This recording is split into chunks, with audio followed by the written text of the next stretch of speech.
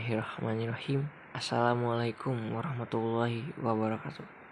Perkenalkan, nama saya Ryan Akbar dengan NIM F1C124027 selaku moderator yang akan memandu jalannya presentasi dari kelompok 11 yang berjudul Bagaimana agar Artificial Intelligence atau AI dan Data Science tidak menjadi Pseudoscience.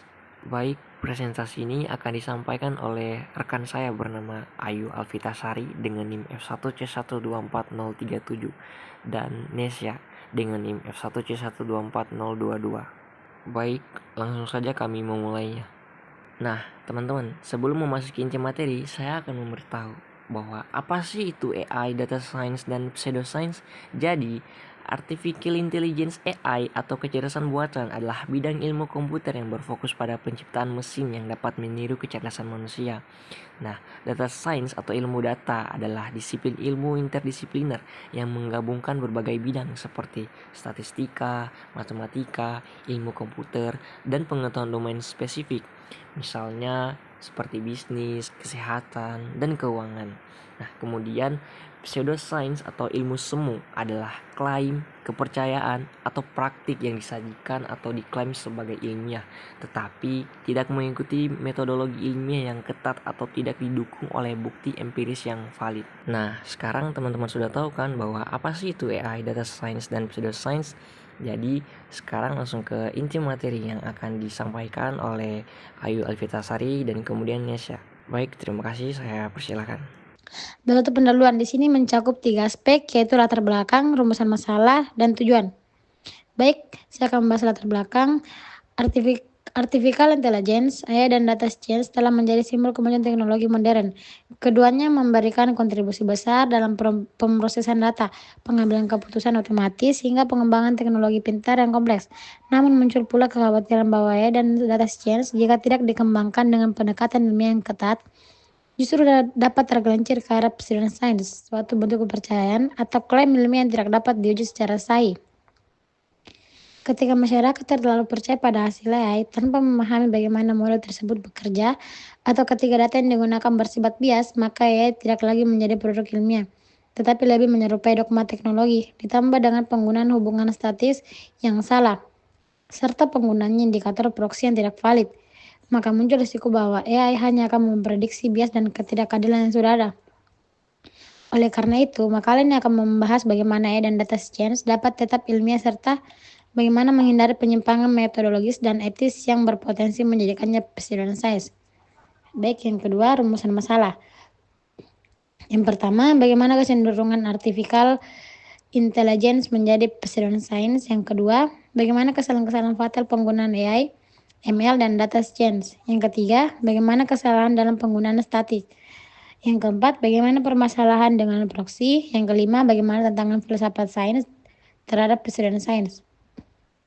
Baik, yang ketiga, makalah ini bertujuan untuk, yang pertama, untuk mengetahui kecenderungan artificial intelligence menjadi pseudoscience. Yang kedua, kesalahan-kesalahan fatal penggunaan AI, ML, dan data science. Yang ketiga, untuk mengetahui kesalahan dalam penggunaan statis. Yang keempat, untuk mengetahui permasalahan dengan proksi. Yang kelima, untuk mengetahui tantangan filsafat sains terhadap pseudoscience. Bab 2 pembahasan pada 2.1 kecenderungan artificial intelligence pseudoscience. Artificial intelligence AI kerap diasosiasikan dengan kecanggihan teknologi yang mendekati kecerdasan manusia. Namun, dalam beberapa dekade terakhir, muncul kecenderungan di mana sistem AI justru dijalankan secara tidak ilmiah. Dalam banyak kasus, model AI diterima mentah-mentah karena menghasilkan prediksi yang akurat tanpa diuji secara metodologis. Hal ini berbahaya karena dapat menjadikan AI sebagai alat pseudoscience yang terlihat ilmiah secara permukaan tetapi tidak memenuhi prinsip verifikasi, falsifiabilitas, dan replikasi. Fenomena mistifikasi AI muncul dari pemahaman publik yang terbatas serta narasi media yang menyamakan AI dengan kecerdasan sejati. Model statistik kompleks seperti neural networks, machine learning, dan deep learning dianggap sebagai kebenaran absolut hanya karena memiliki akurasi tinggi. Padahal keberadaan ilmiah bukan hanya soal akurasi statistik, melainkan juga soal interpretabilitas, transparansi, dan validasi empiris. Jika tidak dikritisi, AI justru menjadi alat penguat biasa dan ketidakadilan yang dikemas dalam label ilmiah. Maka dari itu, penting bagi para ilmuwan akademis dan praktisi untuk menjaga agar AI tetap berpijar pada landasan keilmuan dan tidak berubah menjadi dogma teknologi baru. Selanjutnya 2.2 kesalahan-kesalahan fatal penggunaan AI, ML, dan data scanner. Kesalahan-kesalahan fatal penggunaan AI terbagi menjadi 4. Yang pertama, kasus kehilangan data COVID-19 di Inggris. Yang kedua, algoritma layanan kesehatan biasa rasial. Yang ketiga, chatbot Microsoft yang rasis. Yang keempat, sistem rekrutmen Amazon yang seksis. Selanjutnya 2.2 kesalahan-kesalahan fatal penggunaan AI, ML, dan data scanner terbagi menjadi 4. Yang pertama, kasus kehilangan data COVID-19 di Inggris. Pada tahun 2020, Inggris mengalami kegagalan serius dalam menangani data COVID-19. Sekitar 15,841 hasil tes positif tidak dilaporkan secara tepat waktu karena batas baris pada format Excel yang digunakan. Masalah ini mencerminkan buruknya infrastruktur data yang seharusnya menjadi bagian dari sistem AI dan data scanner data yang hilang. Ini menyebabkan keterlambatan pelacakan kontak dan potensial penyebab yang lebih luas. Kasus ini menunjukkan bahwa penggunaan teknologi canggih harus dibarengi dengan praktik manajemen data yang benar, bukan hanya bergantung pada perangkat lunak yang populer. Yang kedua, algoritma layanan kesehatan biasa. Baris baru, sebuah studi pada tahun 2019 menemukan bahwa algoritma layanan kesehatan di Amerika Serikat memiliki bias rasial. Sistem ini menganggap pasien kulit hitam memerlukan perawatan yang lebih sedikit daripada pasien kulit putih. Padahal kondisi medisnya serupa. Bias ini terjadi karena algoritma menggunakan biaya layanan sebagai prediksi untuk kebutuhan medis, dan biaya perawatan untuk pasien kulit hitam umumnya lebih rendah. Karena ketidaksetaraan sistematik, ini menunjukkan bagaimana bias struktur dalam data dapat diabadikan oleh sistem AI dan memburuknya ketimbangan sosial. Selanjutnya yang ketiga, chatbot Microsoft yang rasis. Baris baru, pada 2016, Microsoft meluncurkan chatbot bernama Tai di Twitter yang dirancang untuk belajar dari interaksi penggunaan. Namun, dalam waktu kurang dari 24 jam, Tai mulai mengeluarkan tweet yang rasis, misoginis, dan penuh ujaran kebencian. Kasus ini menjadi bukti bahwa AI yang belajar dari data sosial tanpa filter atau pemahaman etika dapat meniru dan menyebarkan bias serta kebencian secara luas dan cepat.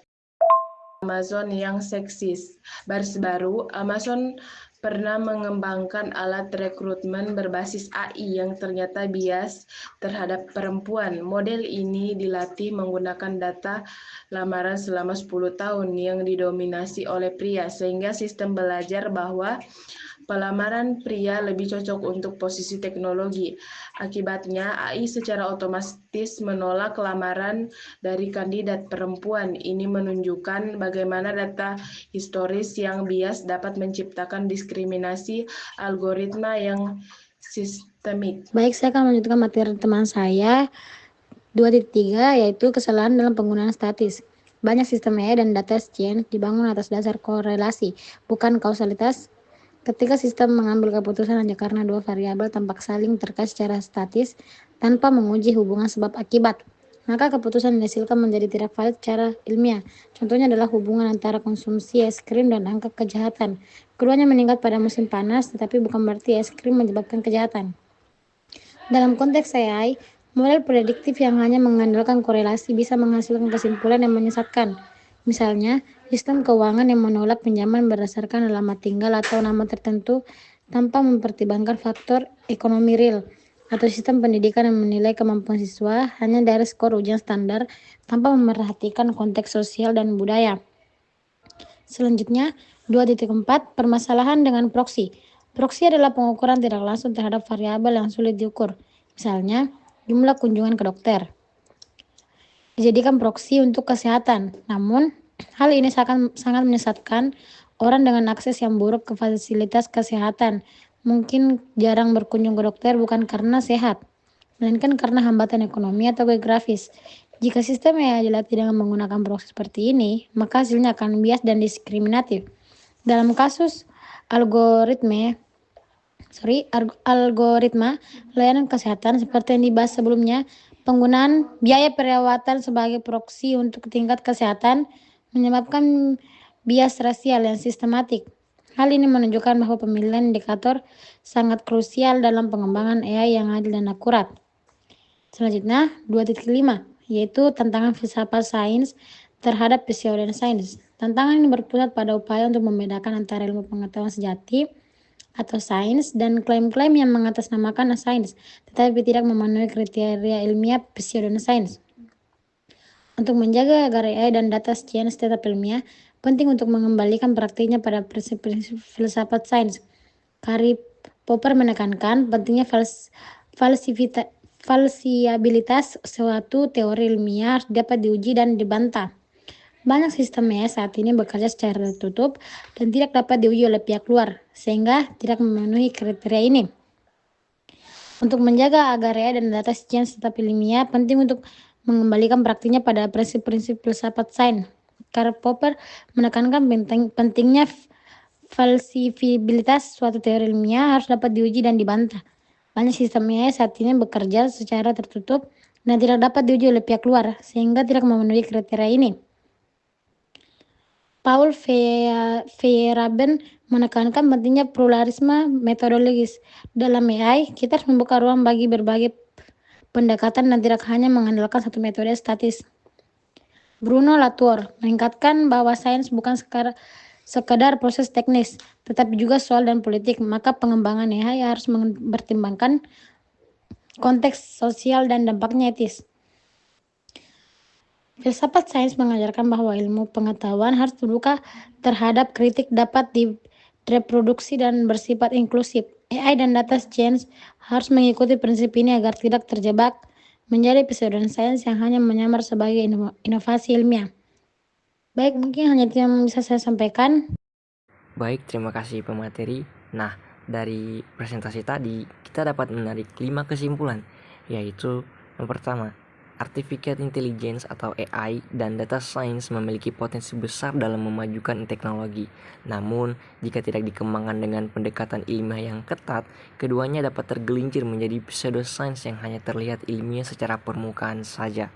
Nah, yang kedua, terdapat banyak kesalahan fatal yang terjadi dalam penggunaan AI dan data science, seperti bias algoritma, ketergantungan pada data historis yang tidak netral, hingga kerusakan sistem akibat kesalahan teknis sederhana. Nah, semua ini menunjukkan pentingnya akurasi metodologis dan etika. Yang ketiga, penggunaan statistik secara keliru, terutama dengan menyamakan korelasi sebagai kausalitas, dapat menyebabkan keputusan yang menyesatkan. Model prediktif yang hanya berlandaskan korelasi berisiko menghasilkan sistem diskriminatif. Yang keempat, ketergantungan pada proksi yang tidak valid dalam pengukuran data sering menghasilkan analisis yang bias.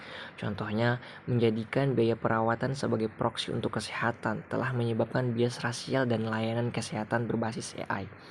Yang kelima, terakhir, tantangan filosofis terhadap AI dan data science perlu diperhatikan, terutama melalui penerapan prinsip falsibilitas, pluralisme metodologis, dan pertimbangan etika sosial dalam sains sebagaimana yang disampaikan oleh Popper, Feyerabend, dan Latour. Baik, kemudian ada 5 saran yang kami cangkup. yaitu yang pertama, kembangkan sistem AI dan data science yang bersifat transparan, terbuka untuk diaudit, serta dapat diuji ulang oleh pihak independen. Yang kedua, libatkan ahli dari berbagai disiplin ilmu, terutama statistik, filsafat sains, dan ilmu sosial dalam proses desain dan evaluasi AI.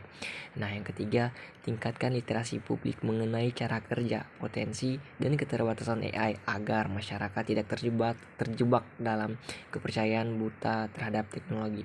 Nah, yang keempat, terapkan kebijakan dari regulasi yang menekankan prinsip keadilan, akuntabilitas, dan perlindungan terhadap kelompok rentan dalam penggunaan sistem berbasis AI.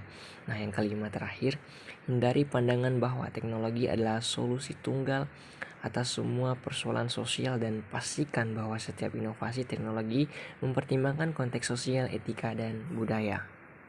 Baik, saya selaku moderator mengucapkan banyak terima kasih kepada pemateri karena telah menyukseskan hasil presentasi ini, dan mohon maaf apabila ada kesalahan dalam penyampaian. Saya tutup. Terima kasih. Wassalamualaikum warahmatullahi wabarakatuh.